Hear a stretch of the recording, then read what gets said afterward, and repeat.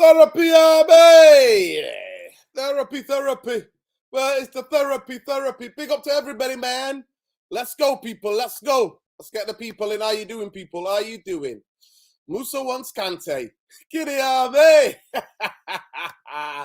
Big up Alicia Sincadova. Simmer Frame FC. Here we go. Big up Khalees Ramadine Lassie, Chief Edit United Real Therapy. Big up, brother. Big up, King.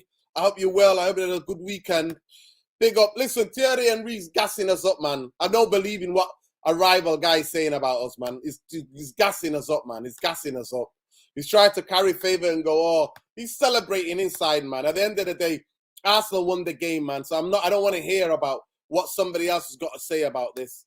I don't want to hear about it. But listen, for some people, they might like it. I'm not asking me, because at the end of the day, we didn't have any answers in that last 25 minutes. We didn't. And we already know Man United need players. So big up to Khalees Ramadine Lassie for these. Big up Showpit. Listen, please smash a like on the video. Subscribe to the channel. Big up HKM Music, man.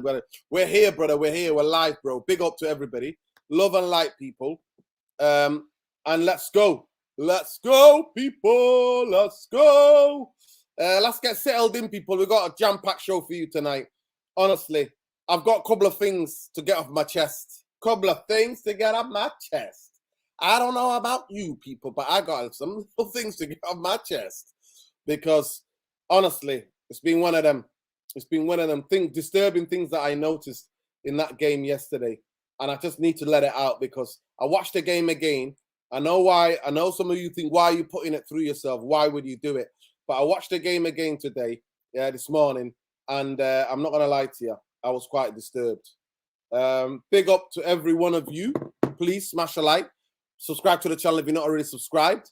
And hit that notification button, because it lets you know when we're next live. Big up HKA Music. No way Musa was serious about Kane and Rice. Listen, listen, he wanted a bit of that Kane and Rice, mate. He wanted some of that rice. He wanted the basmati rice. The basmati rice, man. Rice. But big up, man. Listen, at the end of the day, it's about opinion, and that's why we love football, innit? I got nothing but love for my brother Musa, right? And all it is a difference of opinion. Now, something can really sound really wild take to you, but that's how they feel, because the beauty of football is that everybody sees it differently. And that's the beauty of it. And that's what made the show anyway. So go and check that out, because that show flew by, absolutely flew by. Yeah, man. Big up to everybody, man. We've just had a massive game. So it is what it is. But big up to every one of you. Smash a like on the video, subscribe to the channel. And those of you who've not watched it, make sure you check out Straight Jacket Podcast. Trust me, it's not one to be missed. It's not to be missed. Because it got heated. It got heated, man, because we had a lot of things to debate, a lot of crazy takes, because some of us have watched that game and then we saw it in so many different ways, what was going on. And that's the beauty of football as well. That don't mean that my opinion is right, Saeed's opinion is right, or everybody sees differently. We interpret things differently. It'd be a crazy world if we all saw the same things and interpreted it like that. Exactly. So big up Susie 82. I've not seen you in a while, sis. Big up to our Susie. Big up to everybody, man. Honestly, all of you. Love and light, people. Big up, man. Get the likes up early. Honestly, get the likes up. We've got a jam-packed show for you tonight. Saeed, I don't know if you've seen the headline, because I tweeted it. Oh, yeah. Let me tweet it now. Let me tweet it. So if you saw it, big up. If you saw it, Saeed, it is there. And actually, it was such a brilliant, in terms of the way it is, like the coincidence, yeah? It's brilliant, because the way that we saw it, it's just so same. So obviously, we're going to be talking about Glazer supposed sale investment update, because now some people are saying every day new update, every day new false update. Yeah, because people are saying that they're looking for investment because an American company is involved. And you know what makes me think this true, Saeed, right? Is that this American company came out and said, no, we're not buying Man United. I'm like, why are they so insecure? What's going on with them? Don't comment on it. You know what I mean? If you're not really asked, don't comment on it. So that's how it's been. So we're going to be talking about that. And then obviously, I put marcoreus rumors are disturbing. What is it about Man UFC and old strikers?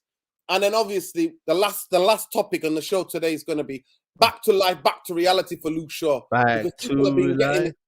People have been getting gassed telling me about bloody Luke Shaw. That's Tom. Big up, Tom. Sorry, I was on another Tom. Big up, Tom. Tom, Evening.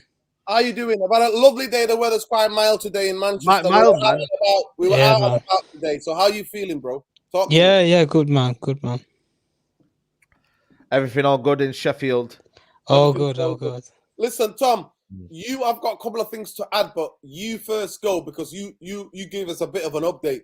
Can you please get your phone out and just have a look at the update and just let people know what's the latest that you heard about this investment Glazer?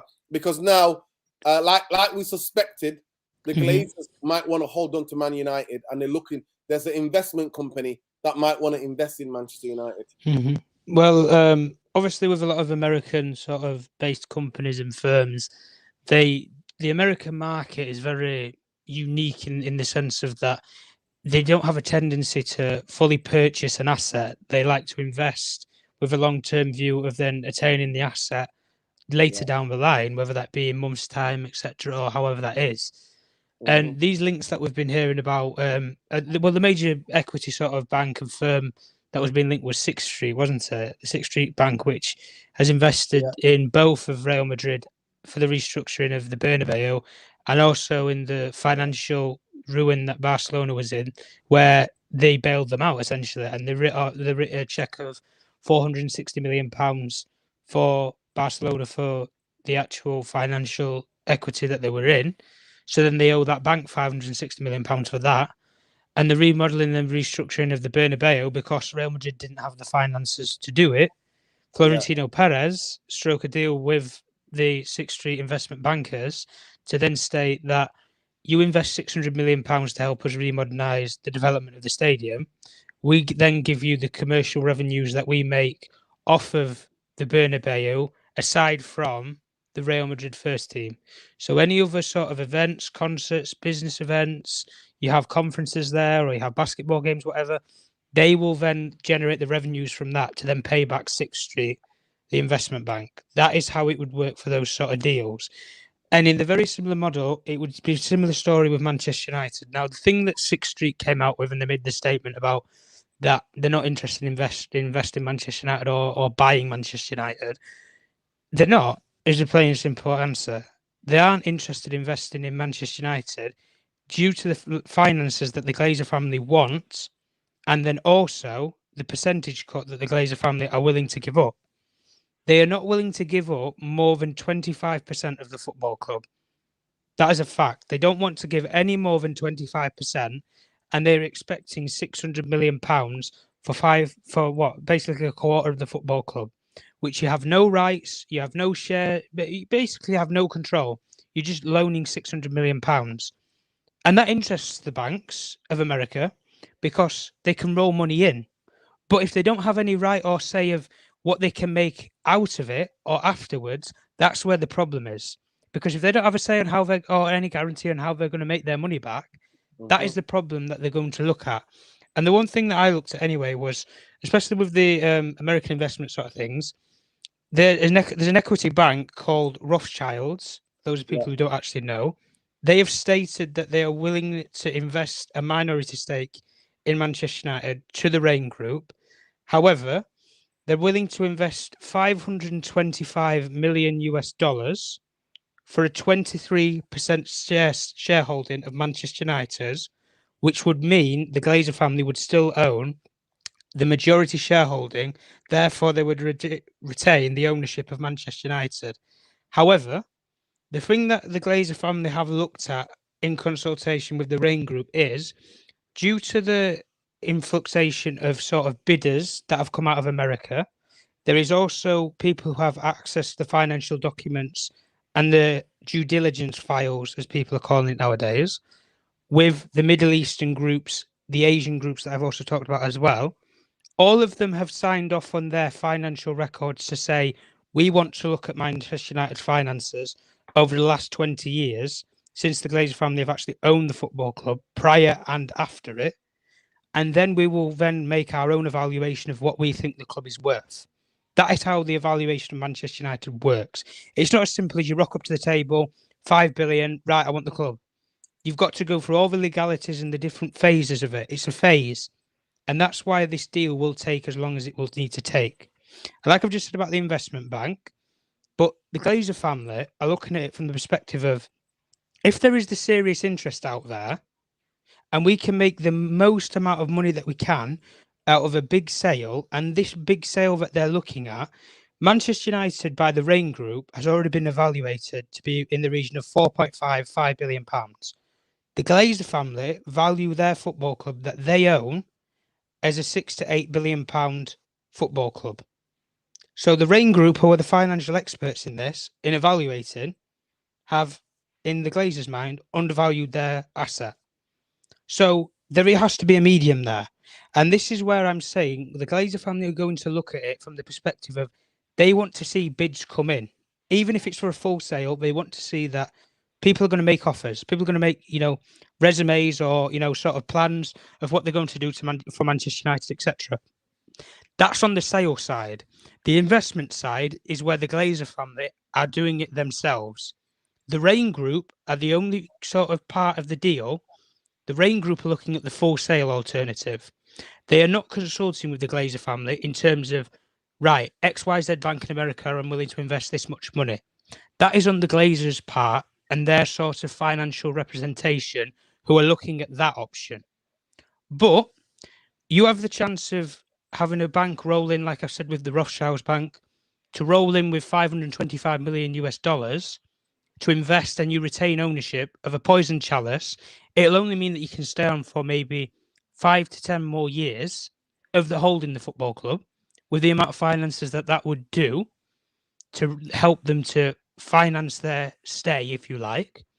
But you then look at it when somebody could come in and whack you an offer in the region that you're looking at for £6 to £8 billion, which is over the valuation that the Rain Group have valued it at. Then you start to get into the conversation of, do we do it? Because there's more money that you can make out of Manchester United by a full sale now with how the market is. And especially in America, this is why I said that the American market is very interesting. Unless sovereignty wealth funds are included, which the only one that's sort of in the radar at the moment is Dubai. The rest of them are distancing themselves or denying claims of it. So unless Dubai come to the table, this is all over America. And this is why Sir Jim Ratcliffe has got to make the biggest and best proposal pitch of his life if he wants to buy Manchester United, because you can stick up the money. You can have investors who want to back you as a consortium. But if you don't have the perfect plan, the Rain Group ain't going to give you the legality like they gave Todd Bowley to say, listen, you're the preferred bidder. You can go on to the advanced negotiations. And he's not done it well before. He's not done it well before. No. And the Chelsea, with the Chelsea sale, he came to the table. He didn't do the process. He didn't go for the financial records. He came in. He said, listen, I've got £5.25 billion here. I'll whack it on the table. I want to buy Chelsea at the last minute. Whereas if he went through the process, it was clear he had the proceeds there to buy Chelsea at that time. Exactly. He had £4 billion hand in cash to go to the table and say, listen, I want to go. He's got the money there ready. Sir Jim Ratcliffe and Ineos have already claimed and said all this. The money's there to go if they want to buy a football club. But they didn't do the right process to buy Chelsea. They're doing it now with the Manchester United sort of wheel. Yeah. And this is the thing.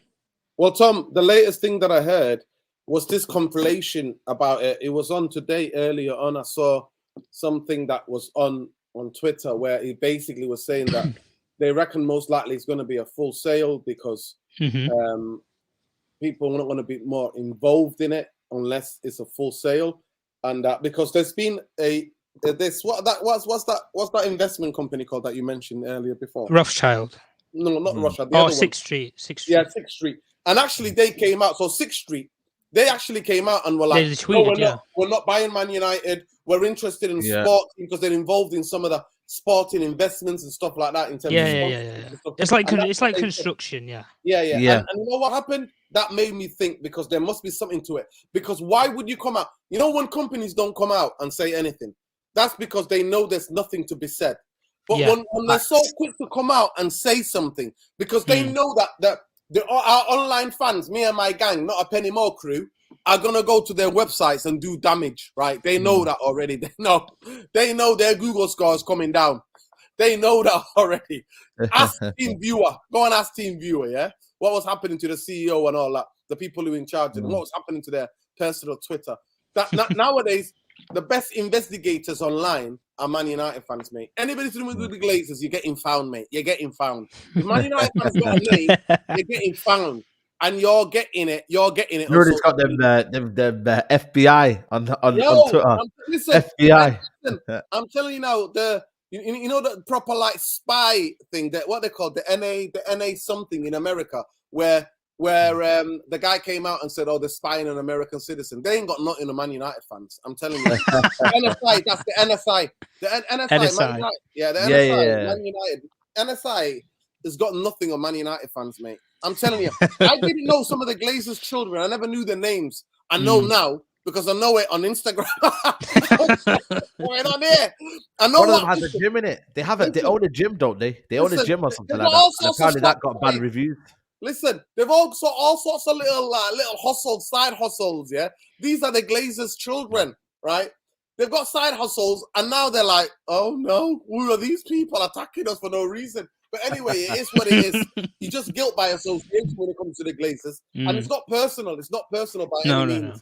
But, no, definitely not. So it's basically what they're saying is that the last update has been, for a lot of United fans, what has been said is that it could be that Man United are, you know what I mean? That they're not selling. They want an investment. They want to be in charge. But that's what I'm saying to you. So 1 minute is going from full sale, Rain Group in charge, Rain Group doing the due diligence. Yeah. And we already know from that Daily Telegraph, it's one of the most reliable articles in the Daily Telegraph, was the fact that it said by February the bid should be appearing. So it's an American investment countries, Asia and Middle East. You know what I mean? And now you can add Jim Ratcliffe to that, right? So Jim Ratcliffe to that, right? So those 4 bids will be coming in February, and in February we will know more.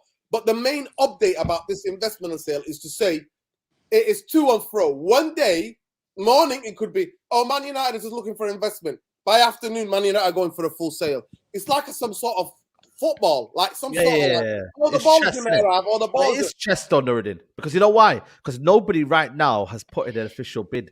Everyone is just basically saying, I'm interested. I want access, yeah. I want access to the numbers. And United are not going to give the numbers out. Obviously, they are now with all the new data stuff that they've been granting. But, you know, they're just, everyone's just sussing each other out now. Who's got the real money? Who's going to hijack? Who's going to really, you know? Yeah, go ahead, Saeed. Go ahead. No, I was just saying, like, you know, all what's happening right now is people are just putting their names forward. And they're basically just saying, letting them know that we're interested. But it doesn't necessarily mean that you've got the money. It doesn't necessarily mean that you're credible. You know what I mean? We need to see more. And especially Jim Ratcliffe. I personally need to see more because he's done this in the past where he's come in. He said, I want to buy Chelsea. And all of a sudden, he hasn't come in with the right kind of... legality.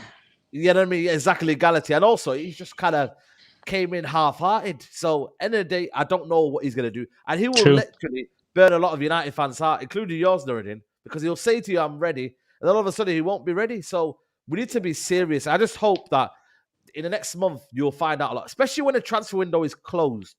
That's when you're going to hear a lot. Yeah, right now, you won't hear anything because it's like, you know, all the transfers in the lead up to deadline day, innit? Yeah. So all the journalists are focused on that. But big up, people. We're going to come to yesterday's game, people. So just be patient. I thought we'll start off with where we are with this. But just breaking news coming out of Mufc today.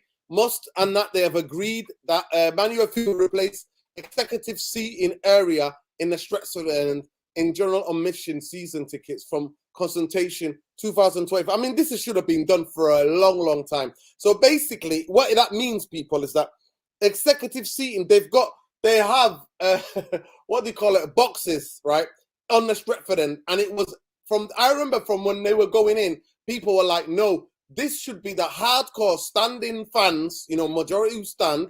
That's what it should be. It should not be a place for getting executives in there because they want to be closer. They don't want to just sit next to everybody like everybody else. So at the end of the day, it is what it is. But it's been long coming, and we're so happy about that. Big up to Khalid Mohamed Lassie, Chief United Real Therapy Editor.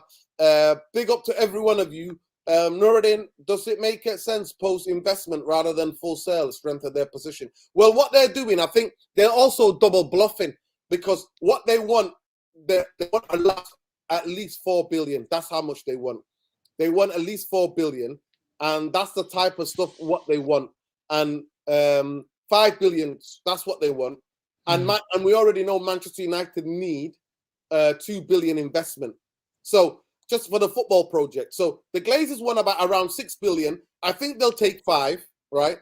But then Man United, then whoever's buying that, for straight away, the work needs to begin to build a new stadium, and the work needs to begin in terms of the training ground, sorting out a stadium for the women and the youth team in Manchester, where people are not traveling to, because you can't get any public transport from Manchester City Centre to Lee Sports Village. Lee Sports Village, It's impossible. So it's ludicrous. There's no public transport whatsoever for any fans to be able to go. So what are you doing? You're cutting a massive part of the core fans who want to support the youth team and who want to support the women's team.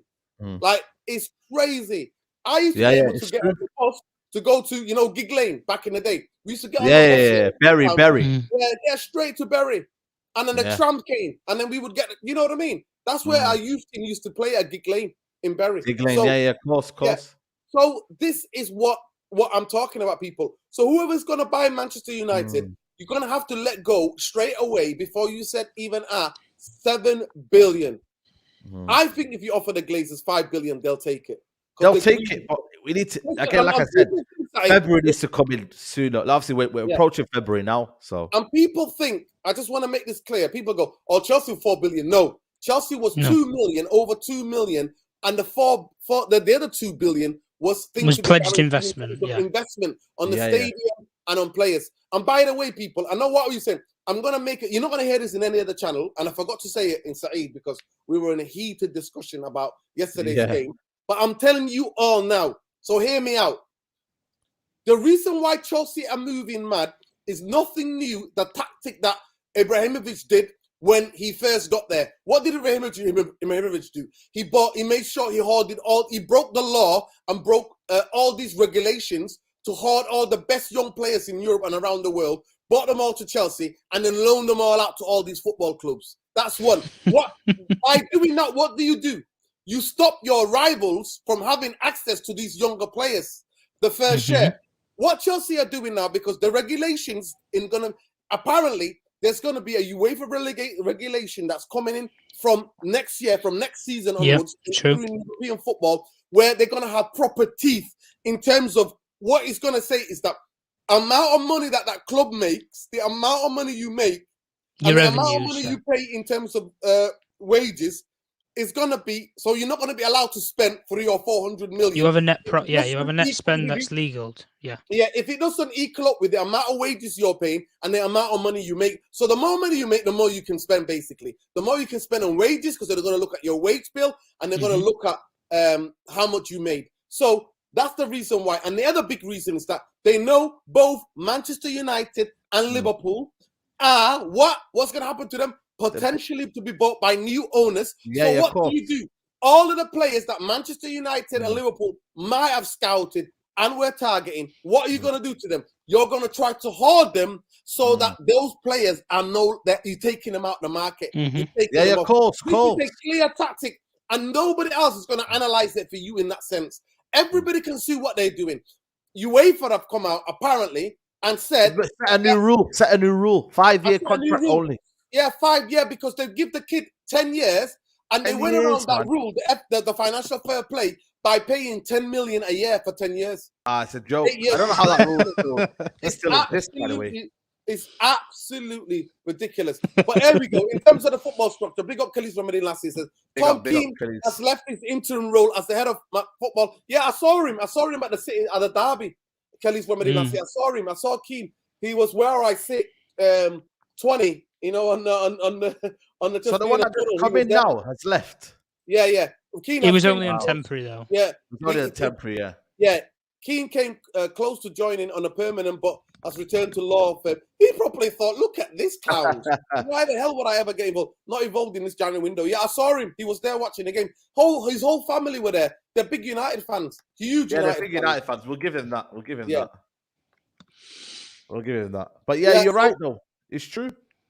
They're gonna be what they're gonna be doing is basically Chelsea are hoarding. So please understand what Chelsea are doing. And Glazer Medin Lassie comes in and says UEFA are planning a set 5-year minimum for the length of time which the player's transfer fee can be spread over his transfer. It's understood that a move comes after a number of clubs have said about it, because everybody knows what Chelsea are doing. Everybody's doing it. Chelsea, of course, they know. That's why what they do. Chelsea is being built on how do you stifle your rivals from getting the players, because they're so insecure about who they are as a football club. They're not a big club. Yeah. So what they do is that how can we spoil and be spoiled little brats? How can we spoil? It's like, oh, you can't have it because I'm having it, but you've already got 5. Do you know what's funny though, Nuruddin? There'll be another Chelsea tactic that they're going to use, and they're going to take the model off the Spanish clubs, which will employ £1 billion release clauses on our players, so you can't take our young players away from our football club. So if we can't keep them long term on deals, we're then going to implicate you financially, because nobody's going to pay £1 billion for such as Pedri at Barcelona. Nobody's going to pay £1 billion for Gavi. That's another thing. Do you think that's right, though, Tom? That they can. I don't think it's right. No, not in terms of the fact of that you can basically put any price on a player, like in a legally binded contract, to then hold them to ransom. I don't really think it's the modern day or the modern style of doing football or business. Even though they agreed to it. But you look at Barcelona's situation, like the financial situation that they are in. They're fucking scraping around at the barrel to try and make sure that their players aren't going to get snapped up and everything. They weren't prepared to do this legality thing because La Liga wouldn't allow it to do long-term deals for 7-8 years. So they thought, right, let's think out the box. Let's get on the drawing board. What's the way that we can legally keep our players that nobody's going to ever think of doing? Or we'll insert £1 billion clauses in their contracts because nobody's going to pay £1 billion for a player. And at the end of the day, you know the way you go around that, Tom? You know the way you go around that? If a player's got strong enough representation in terms of agents and lawyers, they would put so many clauses in that. If a new manager comes, that's what I mean. Fancy me, and I'm on the bench, I am allowed to go for this amount of money. And you know the funniest thing about that as well, the player, it's not the actual club, but the player was in Spain, it works differently because the players, these clauses that are on the players in terms of the amount of money they could be worth, you're gonna have to negotiate it and buy out the contract through La Liga.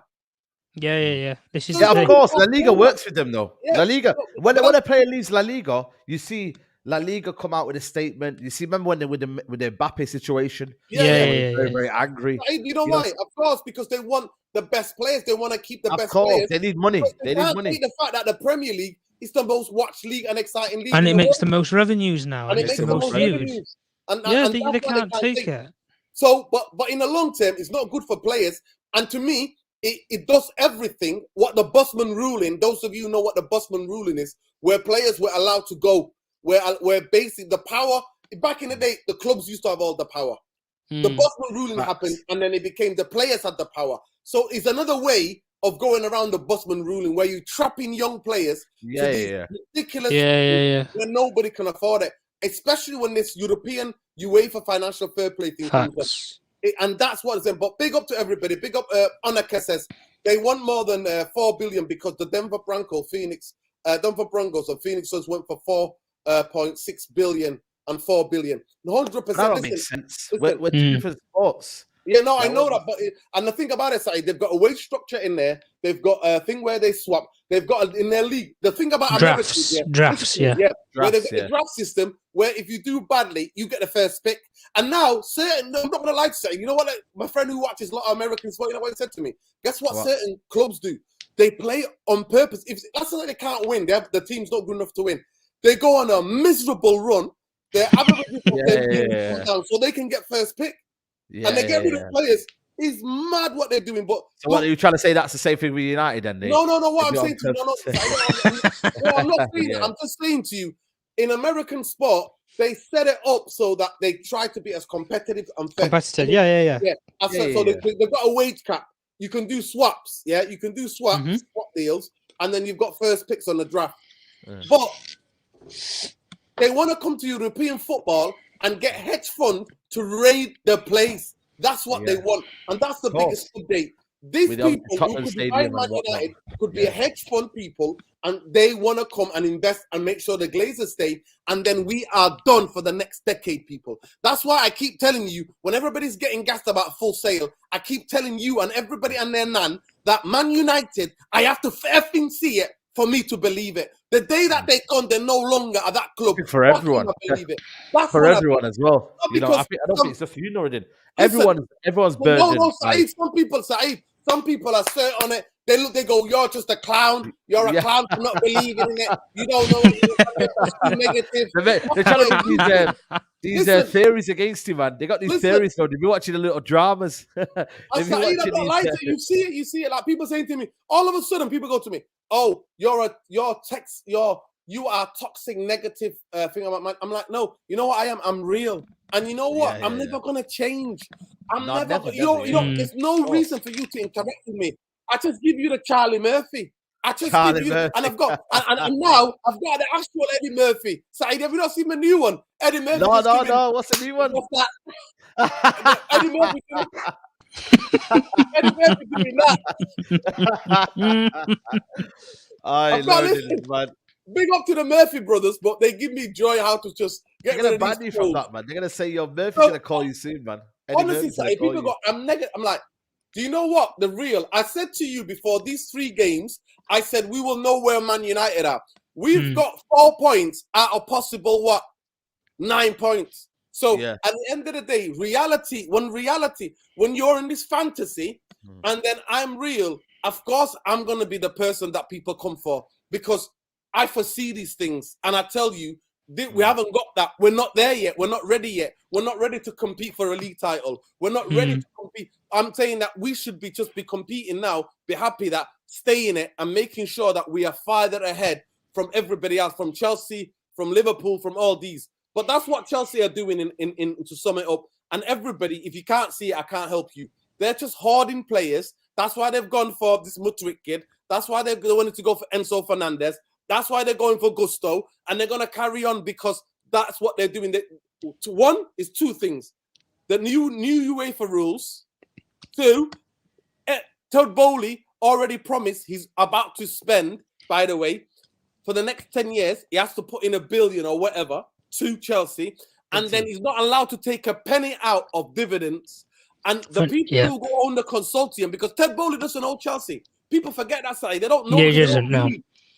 He's just the face. In charge of the consortium of backed by a group of different people who are backed with Chelsea buyout. So that is what's happening, people.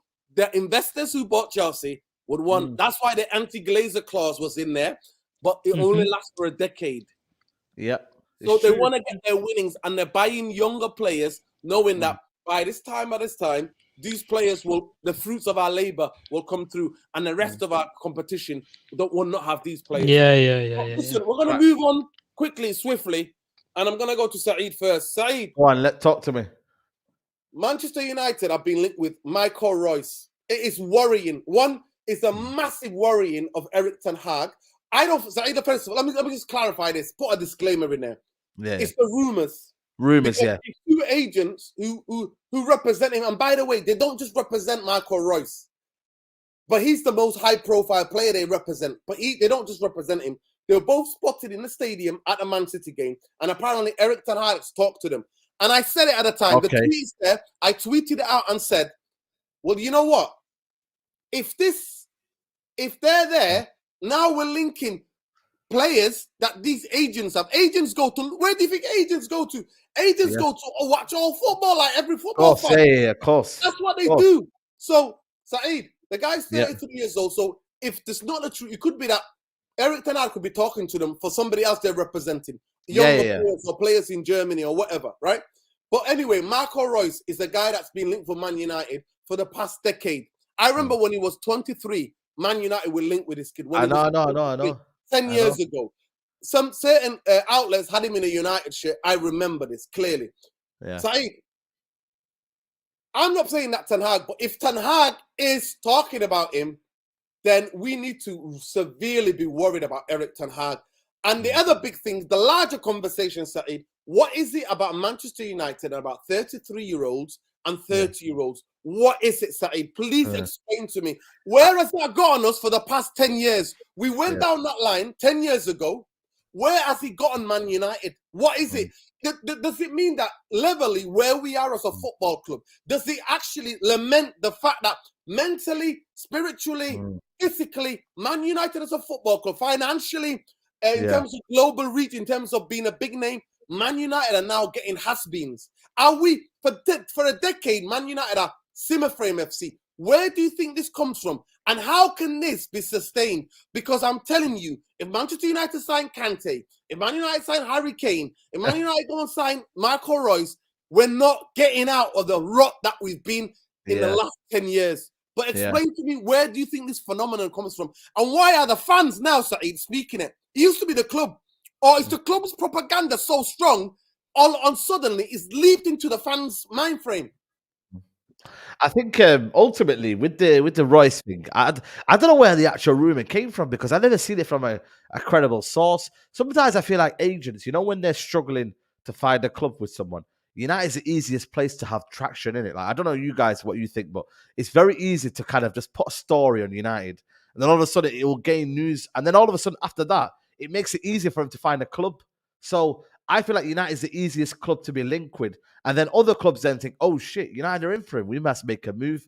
So I feel like we're the face of always transfers. And it's not just only Royce, it's every single player. They get linked with Man United, then all of a sudden they go into that club because it's so easier.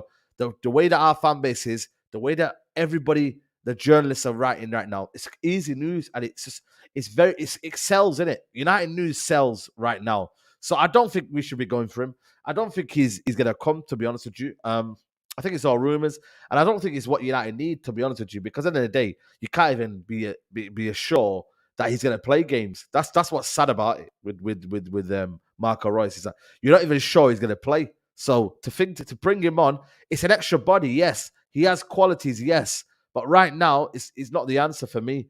But in terms of the old players, I don't know where he is. I don't know if Man United again. Like I said to you, they don't want to go and spend that money on a player that is there and is ready and is a young player, up and coming, that can give us longevity. They don't know. It's always a quick fix. But Man United, do you not think it's just it's a symptomatic of what United have been for so many years? Is that we've always been a quick fix. That's all it is. So when you see 34-year-old Ibrahimovic, right, let's do a quick fix. Igalo, quick fix. Cavani, quick fix. That's what Man United have been, because they've always been trying to patch Schweinsteiger, yeah. So it's always trying to bloody, when you always say about a plaster, when you talk about the plaster and the wound, they're trying to apply a plaster to the wound. So they always think, right, let's get a stopgap in until we go into the summer. Let's get this in until we go to there. So it's just always like a plan, and not even a plan, just a short-term option for United to do whilst they're thinking about what they should really be doing. And it's easy to go and do because that's how Man United are. They don't have people in charge who think, you know what, that's not a long-term vision. You know what, we shouldn't be really doing this. No, you know what, let's do this because we're not good enough to go and attract players. We're not good enough to go and actually plan what Man City do, or say what Liverpool do, and have key personnel in their setup like a director of football to negotiate. We had bloody John Murtough going around, the Europe, and just basically doing nothing. He was going out for paella. He was having dinners with Richard Arnold, and it just seems like it was a trip rather than actual work. He went all the way to Juventus to deal with what do you call it? What's her name? Her mum, Veronica. I know. I'm glad we didn't go and get him, Rabiot, but he went over there and didn't negotiate. So it comes down to personnel. It comes down to the fact that our football club just isn't good enough. It just isn't. And it's always a stopgap FC. That's what we are. We're stopgap FC. So that mentality has been brought into the fact that we are going in for older players because we don't have a system and a structure that allows us to plan. We don't. So we just say, you know what? Let's just make sure we get by and get older players. You know, so Tom, same question to you. But can you take this into consideration? What Stephen Kramer says. Big up Stephen Kramer, by the way. Big up to every one of you, by the way. Please, there's 190 of you in here. Please smash a like on it. Yeah, big up. Subscribe to the channel. but Nuruddin, you can have experience, but not to the point where every single time you're going for that option. Every single time. Yeah. Well, it's about getting the mixture into it. It's like when you put a load of fruits in a blender, you expect it to turn out brilliantly, and sometimes it turns out absolutely shy, doesn't it? If you want to try and make a smoothie or something, it's about getting the right mix and the right balance within a system, within a team.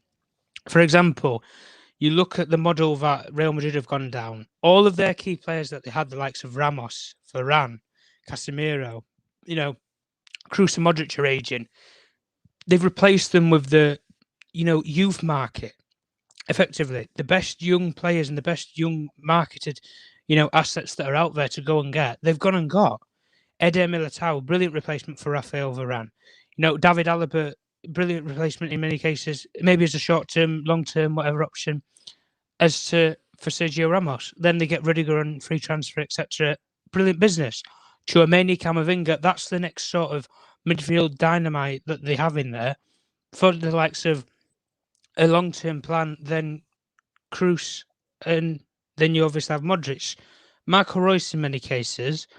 Dortmund's not this sort of club where it's a case of they've replaced players, instantly. Like, they'll keep one or a couple of experienced players on because they need that experience, but they blend them well with the young, talented sort of players. The only thing for me, though, with marcoreus in particular is I don't understand what role he would play in this team. And what I mean by that is, to an effect, I don't know what he's going to do, or, in a game that he starts or comes off the bench, that's going to impact us. He doesn't have that, yard pace anymore.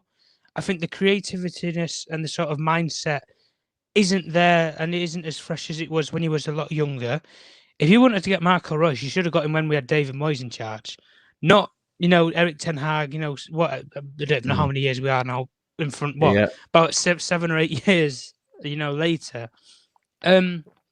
I don't know, like, you look at, agents and stuff in the stands. Listen, agents go all the way around Europe. They go to the biggest and best games, if they're a fan or not, or if they're just a neutral. They won't have been there to discuss about marcoreus going to Man United or Man City or wherever.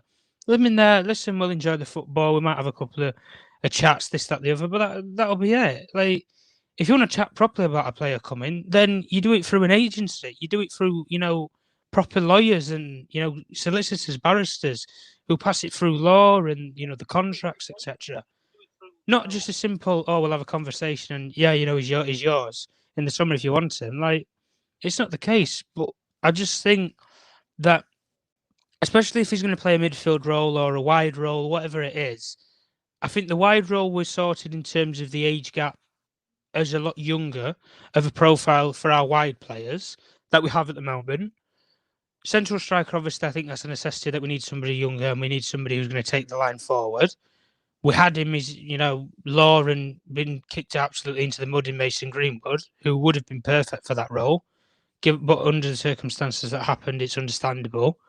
Midfield as well, like we're saying that, and I've always said it with Casemiro and stuff, like, yeah, you've brought him in, but I would take the model of what Manchester City have done in, they bring Erling Haaland in, but they've also brought in somebody with him in Julian Alvarez. You know what I mean? So you buy your marquee sort of player for 70, 80 million, but then you get somebody who might be a one-off knockoff sort of player that costs you 20, 25 million, who's going to be like his little side chick. And Julian Alvarez has turned out to be an absolute gem of a player who Manchester United had on their radar, but they didn't go and pull the trigger on. marcoreus is that kind of player where, yeah, he has experience, but we've got experience already at the football club. David De Gea is nearly a decade deep. That's experience for you. Varane, Casemiro, done it, seen it all, won it all, done it. Exactly. What's marcoreus going to add? Bruno Fernandes. Listen, Bruno Fernandes is experienced as anybody now. Yeah. Like, listen, that's exactly. He's got the captain's armband, ahead of Champions League winners, World Cup winners. So Marcus Rashford is experienced now. Yeah. Yeah, they're at this age where they're maturing and stuff. But with marcoreus, what's he going to come and bring? What, a German accent to the dressing room? Is that all he's coming and bringing, my guy? Like we had that with Ralph Ragnick, didn't we? And it blew up in his face. But Saeed, listen, what do you say to this, Tom, as well? I'll stay with you, and then we'll go to say Ten Hag has a plan. Every signing is made, is making a difference either on the field or in the dressing room. Yeah, 100%. Most of his signings have worked out well. Obviously, Anthony's still a work in progress, but listen, that will take time. Casemiro and Sandro Martinez, Malacia has done well. You know what I mean? But I just think it isn't enough, and we haven't got what we need in midfielder. You know what I mean? We didn't. No, yeah. Well, that's my worry, man. The Donny van de Beek thing as well. I mean, Donny van de Beek, man. I should have sold him in the summer, man. I know that's the problem with us. We're not ruthless enough. How many times did I say, Saeed? How many times am I being vindicated about Donny? I said, what it is though. Let go for him. No, but the thing is, you let him go because of the fact that A, he's not going to get game time, and it's clearly evident he's not going to get game time. And B, we have to raise some funds. We have to sell him. Also, McTominay as well. He needs to be sold as well. So we need to get some money from some players, because one thing we don't do well is we don't do player sales. Like, we don't have player sales. We ended up we ended up ruining players, and then we ended up selling them for cheaper than what we got. You know what I mean? It's kind of mad. You know why? Because that's Glazeronomics. I'm telling you. There you go. It's Glazeronomics, Saeed. And Michael O'Connor says here, is there some hidden tax incentive signing over 30-year-old players? I'm telling you, there must be. And that the players then will never be sold for something exactly like another Falcao. We signed Falcao on loan when everybody in Europe and their nan knew the guy was broken. He just came back from a horrendous cruciate ligament, and it was going to take him 2 seasons to recover at least. Yeah. Like, to get back to his best. But Man United go along and go, all right, Falcao, come on, join us. Hey, come on, lad. Let's go. Well, this is the thing, though. But we look at such as the marcoreus thing. The only thing that I could say potentially that Ten Hag would look at is the experience thing. And what I mean by that is, we saw in the Arsenal game, when it come towards the end, there wasn't that leadership. There wasn't that experience in that part of like a game where these players have been in a major sort of high intensity game. The pressure that it's at boiling point towards the end of the game. The hostility, the atmosphere in the stadium. They couldn't handle it. They couldn't hack it. McTominay was trying to hack the ball 50, 60 yards up the field. He barely even got it out his box. But Tom, I've got to say it, because we got 2 midfielders. A guy called Scott McTominay, who was a ghost. Who gassed out. Guys, Scott McTominay, for me, you said about coward, sure, and I thought that was a bit harsh, because I think he's been playing well. That's my opinion. I think it's a bit harsh, because I think he's been playing well this season. I think he got outdone, and I think he was scared.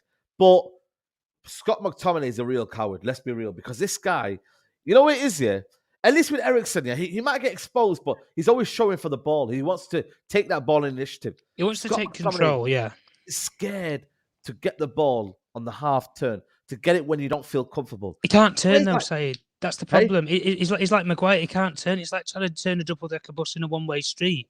They can't do it. Hide and seek. And he did it against Charlton. Guys, I watched it against Charlton, and then people were saying to me, you're so negative about McTominay. It's his first game in a while. I said, nah, man. This is Charlton, man. No disrespect. Let me ask you a question, Saeed, about McTominay, actually. Let me ask you a question. Yeah. Name one, if you can, of his traits. Name one trait that he actually has. That's like a credible trait. I don't want to hear something like, he's adaptable or he's rotational, can play centre half for Scotland. What's a trait? You know what? It used to be box to box, but I don't see that even now. He didn't even have that anymore. Bro, guys, he used to be box to box. He used to get goals, Scott McTominay, before he got injured, he was making a contribution to this team. So what are you trying to say there? Listen to me. Whether we like it or not, he was making a decent contribution. Scott McTominay, since he got injured, since he's come back, Saeed, he's been absolute dog. Man, you know what? Listen, Saeed, listen. Even in the space of 15, 20 minutes here and there, he's been absolutely disturbed. And that's why I told everybody and their nan, he should not be in this team. You cannot put Scott McTominay in this form in that game. It was a disaster waiting to happen, but nobody listened to me. Fresh should have started, And I'm telling you now, you should have had Zidane Iqbal on that bench because he's got at least technique to hold the ball, to hold the effing ball, and to pass it 10 yards.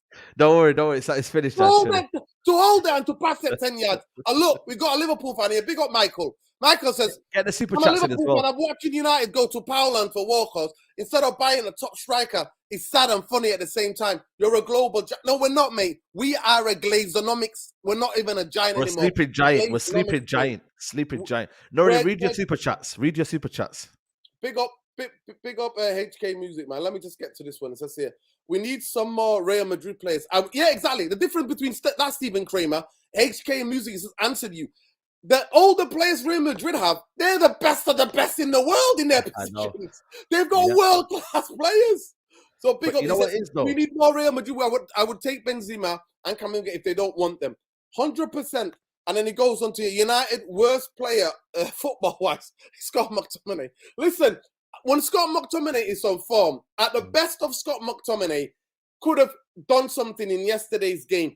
Would not have been a liability. But to drop him in a game like that, where he's been on the bench, and there's a reason why you've not been playing him, Eric Ten Hag, because he's been stinking out the place, even when he comes on for 15 minutes. This section, people, we're going to talk about the game. He's not a youngster already. He's not a youngster. He's not a player that needs game. He's 26 years old. Saeed, of course he is. Listen, of course he is. So we're going to talk about yesterday's game.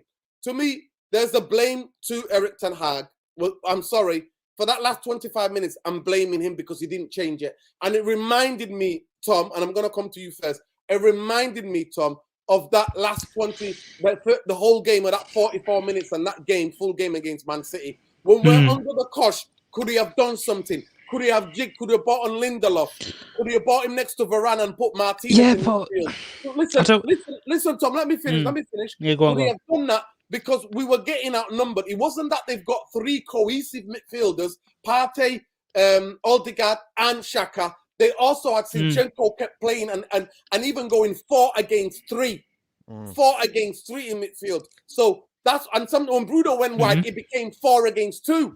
Like, it was ridiculous. So I'll ask you this, and I'll say it to you simple. What should he have done? And I'm sorry, when it comes to Luke Shaw, I'm using the word coward. I'm saying it. It was cowardice because if it's happened 2 or 3 times, Saeed, what have I always said to you? And Tom was back me up in this as well. A player getting ripped by a player on form, that happens in football. From day one of football. The first he is in form though, Saka. He is in form. Oh, Saka is in form. But Saka is not prime effing Messi.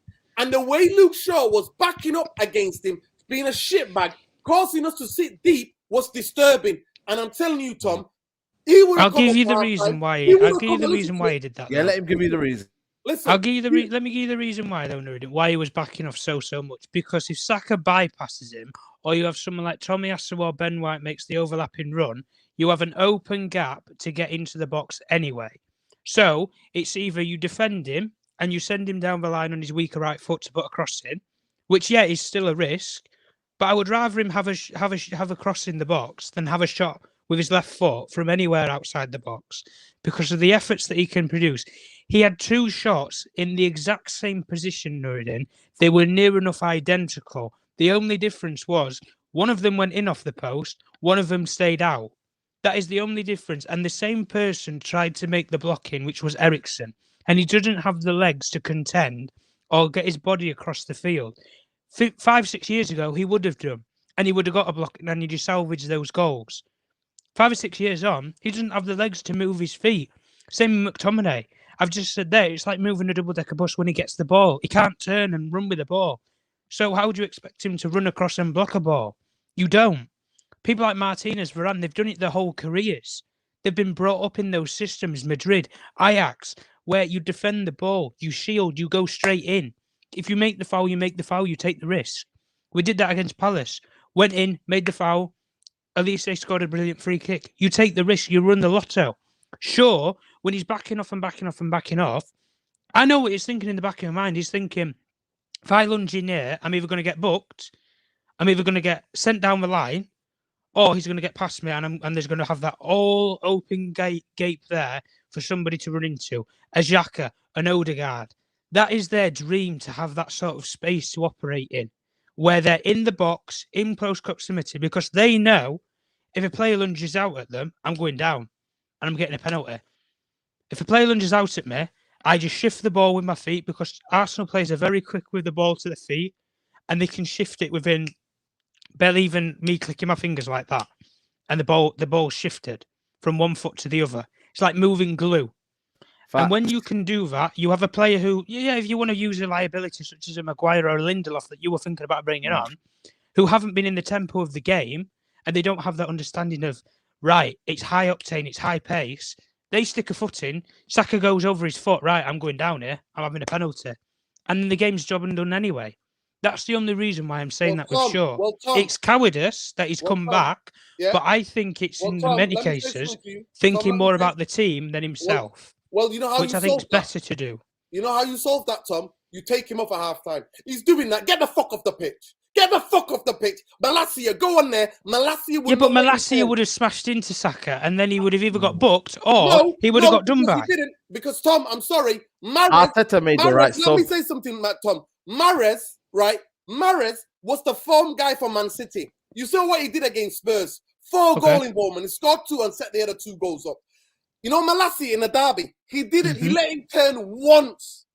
Every time he got onto him. Now, but the spaces weren't there for Manchester City. Please let me finish. Please let me finish because a lot of the things you said I agree with. A lot of the things I totally disagree with, and that's what I'm going to explain to you. If Malacia hasn't done that, already, I don't. If that sample for me to look at data was not there already, I would say you have an argument. Malacia does not let you turn because you know what he does? You know when you receive the ball, when you're receiving the ball, obviously the midfield was dead because at Saka, they were finding him too easy. They were finding Saka too easy. So that's the first because the midfield went up together. But Malacia, what Malacia would have done, would have just stayed there and what he would have done is would have said, okay, you know what? I might let you turn 1 or twice. But you know what? I would not mind, and I'm never going to moan because Saka's playing really well at the moment. I am never going to moan that if he got past Luke Shaw. But one thing I'm expecting Luke Shaw to be is not letting him turn. And the difference to what you said, I'm taking apart what you said, a little bit of your argument, is that he wasn't on his right foot when he backed him up to the box. He was on his left foot. He was picking passes on his left foot. That's what I mean, but you have to move him onto the right foot. But you know what? But he wasn't doing that. All Luke Shaw was doing is running back into the box. The biggest thing, why we beat Arsenal in the first time, why we beat Liverpool, why we played good in big games, why we beat Spurs. You know what we were doing? Front foot. We were getting amongst people in their faces. That's what we were doing.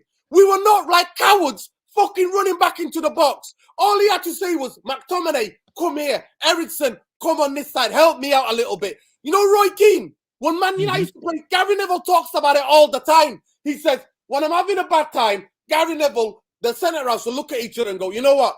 He's struggling out here. Let's help him out. The tactic was yesterday to leave Rashford off the pitch. That was the tactic. I understood that. I understood that was the main tactic. But for him running back into his own fucking box, putting more pressure and giving the Arsenal fans in the stadium confidence, and Saka making Saka think that he was fucking prime Messi was totally the wrong fucking tactic. So at halftime, who comes off? Get off the pitch, Scott McTominay. Get off the pitch. Get off the pitch. What's his name? Luke Shaw. Get off the Scott and Luke Shaw should have come off. And then you know what? I'm telling you now, I would have risked. Instead of McTominay in there, I would risk Iqbal because you know why? He'll be more composed on the ball. Big up Country Factory Conferences. Thanks, mate. I agree 100%. Eric Ten Hag cost us the game. That's not been in the first time I have seen poor game management. Alarming. Eric Ten Hag was a coward yesterday. Listen, that's your opinion, bro. And you know what? We welcome every opinion. But big up.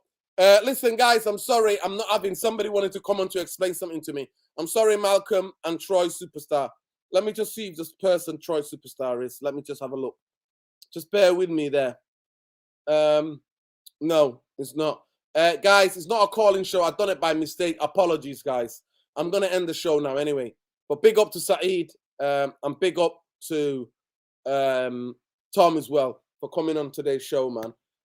It says here, I blame Sir Alex and Jose for playing for United. Will not forgive them for this. I blame Sir Alex and Jose for McTominay playing for United. Listen, at the end of the day, to me, the football that we try to play now, I'll calm down a bit. The football that we try to play now is at higher level. And when you play to this higher level, the football that we played in that first half, when we were moving the ball, we hemmed them in, we hemmed Arsenal in and backed them up into it, and we were creative, we were creating. That's what we did. In that, you cannot carry players who are not at the level, because there's level to these people. So you need competent players all over the pitch for you to be able to sustain that. But for that last half an hour, 20 minutes, for me, even though he doesn't have the bench, I would have included Zidane Iqbal, and I would have, yesterday, because we were having 4 against 3 at times, I would have, personally, bought on Lindelof. I know it's a risk, and moved Martinez into midfield just to win some duels. What I mean by that, you have to win your duels in midfield to get hold of the ball. Watch the game again, guys. I beg you. First half, Man United are winning their fair share of duels. Man United are pressing Arsenal and setting traps for Arsenal. We're winning the ball back, and then we are counter-pressing them. In the second half, in that last half an hour, it was just a one-way traffic. One-way traffic. Why? Because in midfield, Scott McTominay, ghost, Eriksen, tired out after 55 minutes. Gone. Legs went. That is the reason why. That is the reason why, people. Manchester United were dominated in that. And this idea of bringing Garnacho on is not who's going to pass the ball to Garnacho. I'll give you a clear example. Let me explain to you quickly before I go. The Rashford winner against Man City in the derby, being in the stadium, you saw Man United were defending. City pushed us back into our own area. We just equalized with that controversial goal for Bruno, right? They pushed us back, and then guess what happened? The goal comes about. Watch that goal again. Man United clear the ball. Rashford comes short on the left-hand side wide. Behind him is Akanji. Akanji misjudges the ball and challenges for it while Rashford was trying to chest it. The ball, guess who wins the ball? Who wins that duel? Fred wins the duel. Give us a simple pass to Bruno, who's in acre space. Bruno then reverses that pass from central area to left to Garnacho. Garnacho then does what he does. Rashford scores. Yesterday, we did not have any of that because there was nobody like Fred to win those duels in midfield. And that's what I would have done. And Zinchenko was causing us all sorts of problems yesterday because he was coming into the pockets in the area for always being the guy that's spare in their build-up play. And that's what was happening. Football is simple. I beg you. It's not rocket science for you to understand. You just got to watch what you can see with your eyes. Luke Shaw should have come off. Eriksen and Scott McTominay should have been off. And if we had competent footballers, like a midfielder, like a Paulinho, in this game yesterday, Man United are winning their fair share of duels. Then we can build up in attack, going up the pitch and press them and play with a high line instead of being pushed right back. But Luke Shaw, I'm not having it. Saka is not Messi. He's not prime Messi. He's not. If he skips past you when you try to challenge him, I don't care. Get up, we'll go again. That happens in football. Players get past people. But you backing up, you are causing the whole team to run back. When you have a cowardice mentality, it spreads throughout everybody. And Erik ten Hag did not change it, and I didn't like it. And in his press conference after the game, he said, players hold on and be strong mentally when they're suffering. No, Eric, these guys don't have that. They're fucking bottle job guys. So you've got to change it. You've got to change it.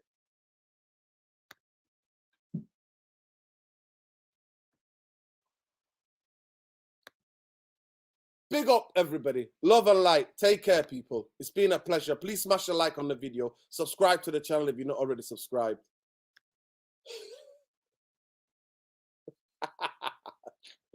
Listen, it's just not about opinion. I love Tom. Nothing but love for Tom.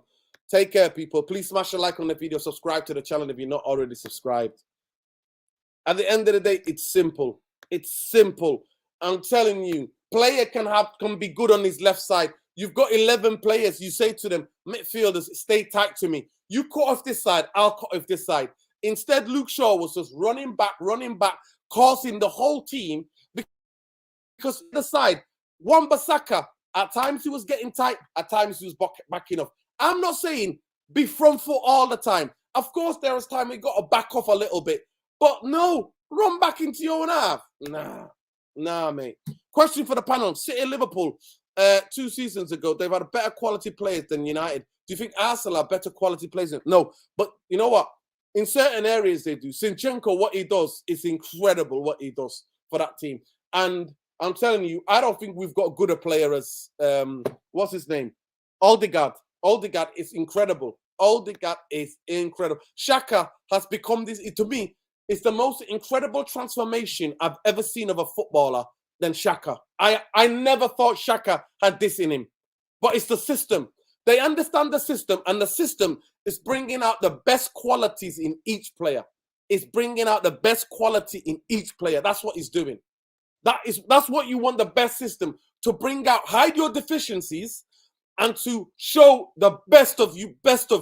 That's what the system is doing. That's what he's developed, Arteta, and that's what they're doing. Trossard came on and made a difference. I told you about Trossard. Big up to everybody. Please smash a like on the video. Subscribe to the channel if you're not already subscribed. Win, lose, Glazers out, bankers out. More than ever, we saw it. The amount of dead ballers that Eric Ten Hag has to contend with and see is unbelievable. It is unbelievable how many dead ballers he's got to do. My only ever excuse that I can come up with yesterday for Luke Shaw is saying that he's played a lot of football lately and he must be shattered. But it's still even that. He cost us the game yesterday by just being like that, by inviting pressure. When you face up people, you press them back, you let them think the other way. Anyway, love and light, people. Smash a like on the video. Subscribe to the channel if you're not already subscribed. Love, light, take care, people. Peace.